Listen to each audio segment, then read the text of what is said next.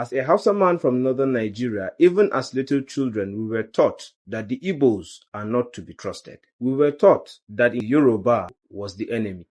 After going to the university to study, I've also traveled to different parts of the country. I've come to realize that the real enemy are those selfish and greedy politicians that we have. It is only hatred and individual selfishness of our political elites that made them to mislead us. Out of ignorance, we were told only to vote for our fellow northerners. They said we should only vote for people from our side. We, the northern youths, we have decided that they cannot deceive us anymore. Right now, we are running out of steam. We have produced 4 videos in Hausa targeting the grassroots northerners because they are the ones who need to change their minds and believe that the Igbos and the Hausas can live in the same place, marry from each other, and live in peace, unity, and harmony. Take a look of the people that are calling for coalition. Nasir El-Rufai, Atiku Abubakar, Sule Lamido, and Rotimi Amechi. Let us look at their antecedent, their past, and their leadership role in the past. Let's start with the Pharaoh of Kaduna, El-Rufai. In Abuja, El-Rufai demolished people's houses illegally, acquired people's houses illegally to become his personal property, and he shared some of the people's property with his cronies. As a result of his demolition, many Nigerians lost their lives because they could not recover from it. Nigerians has not forgiven him. Fast forward to his 8 years of reign of terror and terrorism in Kaduna, the killing of almost 3,000 southern Kaduna people, orchestration of the killing of Shia Muslim over 1,000, the killing of first-class emir of Adara chiefdom. All of this thing happened during his regime. He is a religious bigot, he is a religious fanatic, and the people of Kaduna has not forgiven him. What is his political relevance? Zero. He cannot even move in Kaduna, Zaria, or Kavanchan today without security. He will be killed by mob as a result of his atrocities.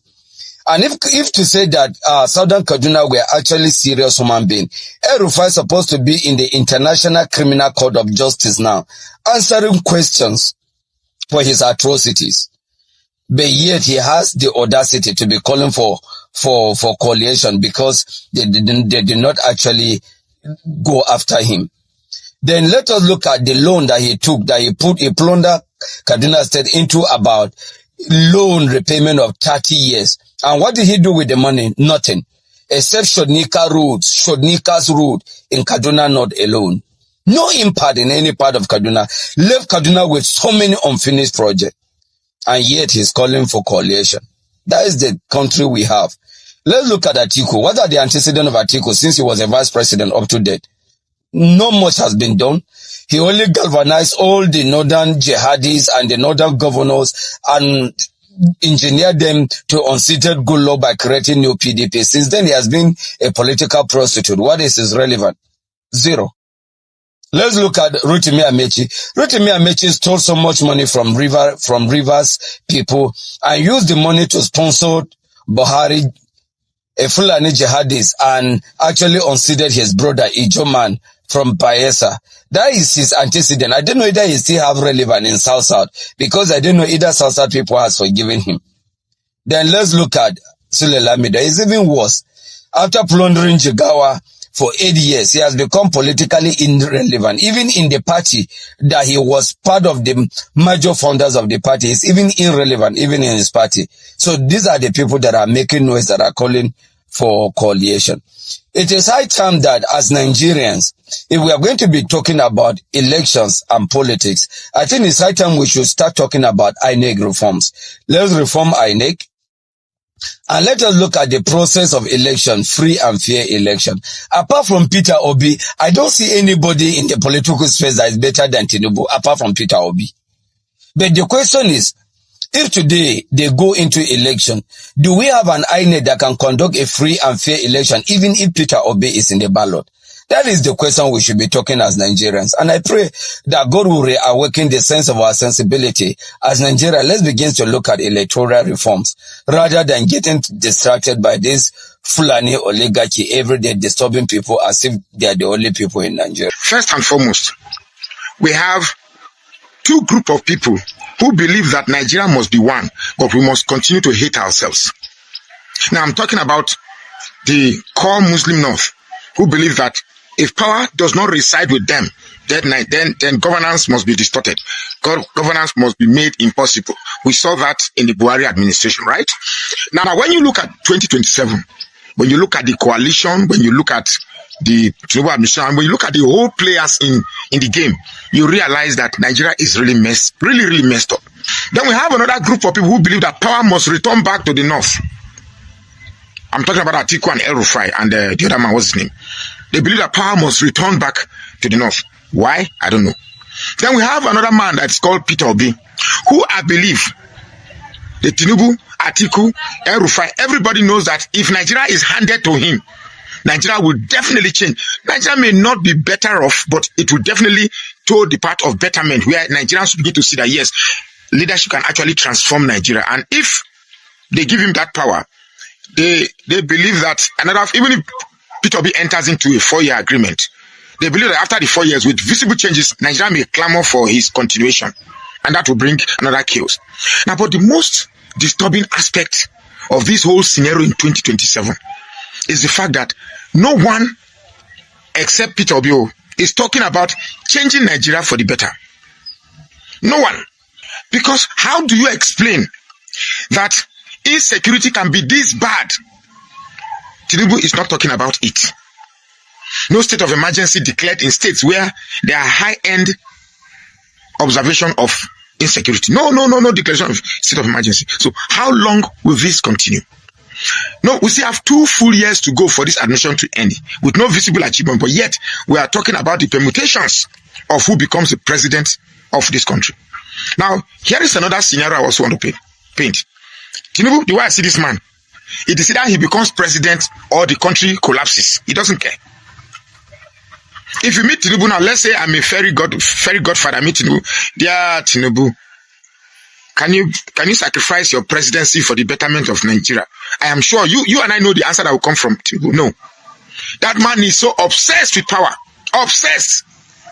And even those chanting is Yoruba local, they are not even benefiting because they spoiled. I mean, the carnage, the wrath is everywhere, including those that are saying our local.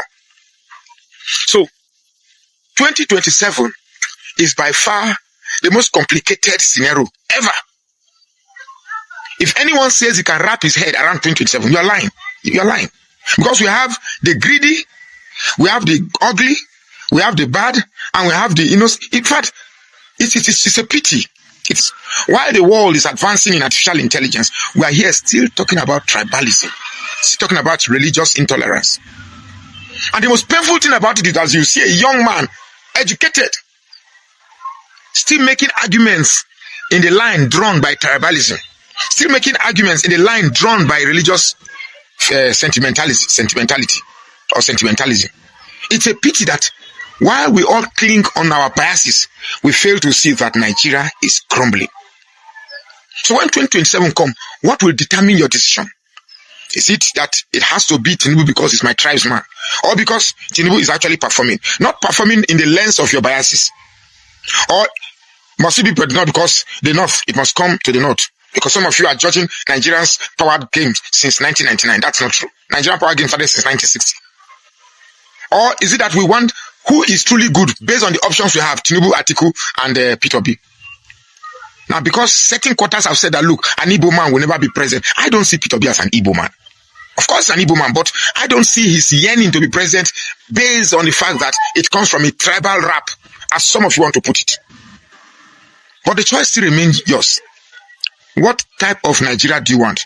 A Nigeria that is identified by corruption and criminality, just as the rest of the world. Some of you that are supporting Tinubu, you travel out and you see how they look at Nigeria, but then you shy away that it didn't start today, it started from Buhari. Why can't Tinubu stop it? Of course, somebody who swims in criminality cannot assure, we always smell criminality. It's a pity.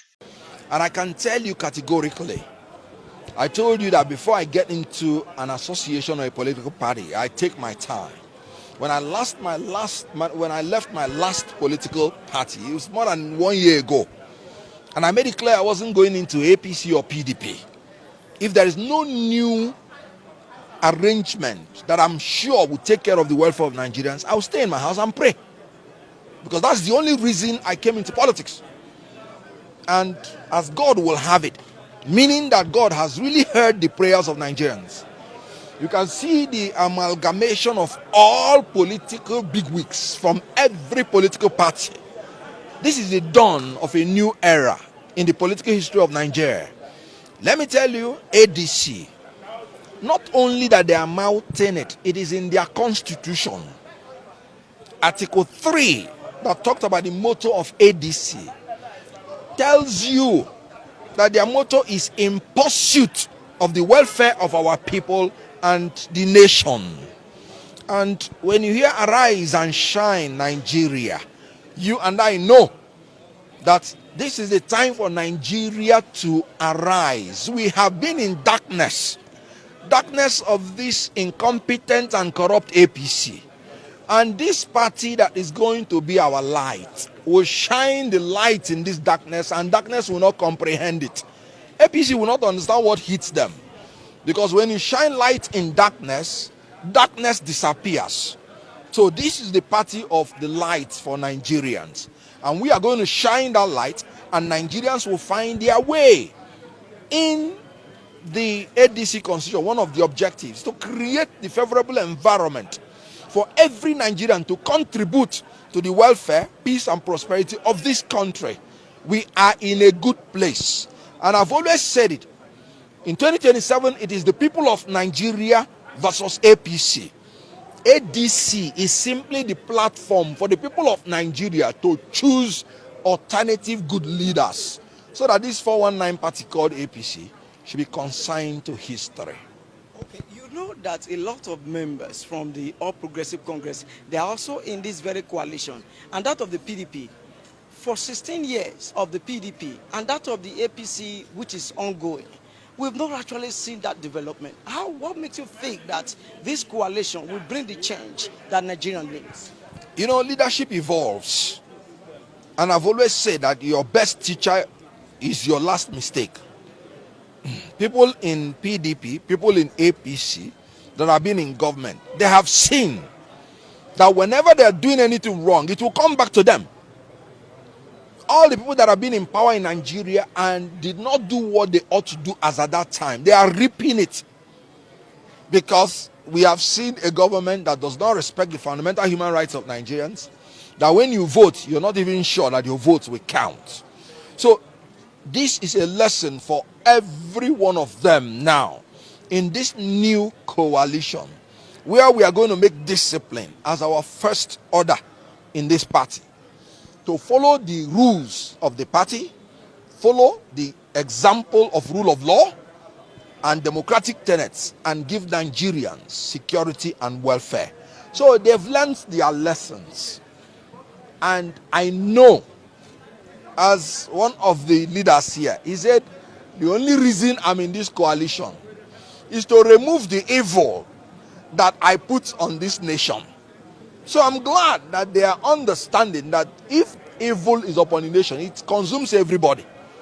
And let all of us hold hands in Nigeria and remove this evil that has come. Will you be willing to work with Peter Obi, the principal in Labour Party at that time, which you said that he didn't do the needful in Labour Party that made you lead his camp? So if he comes to become the presidential candidate in this coalition, in this new party, in this new era, will you be willing to work for him? I told you very clearly, this is now the time of the coalition, not individual parties. And I can guarantee you that anybody that emerges from this coalition, I will work with the person. I said it before, and I'm saying it again. And I'm glad that everybody is in this coalition, because I made it clear that without the coalition of the opposition parties, we are wasting our time. You don't go to compete with an incumbent, each person running alone. It doesn't make sense. So whoever emerges from this coalition in a free and fair presidential primary election, I will work for. It's as simple as that. What makes you think that the ADC is safe? than any other party in Nigeria, because we also have some litigations trying to crop up. Don't you think that the ruling or progressive cannot break into ADC? You know, I've always said any party that allows itself to be broken into, it is their fault. But I can tell you there's no litigation that is pending against ADC, because we did our due diligence. But that does not mean that APC will not try to infiltrate. Of course, when you are in a battle with somebody, you send your own spies. And that is why we must make sure that we do not allow them to infiltrate us. We will search out any infiltrator and give him the treatment that is given to spies.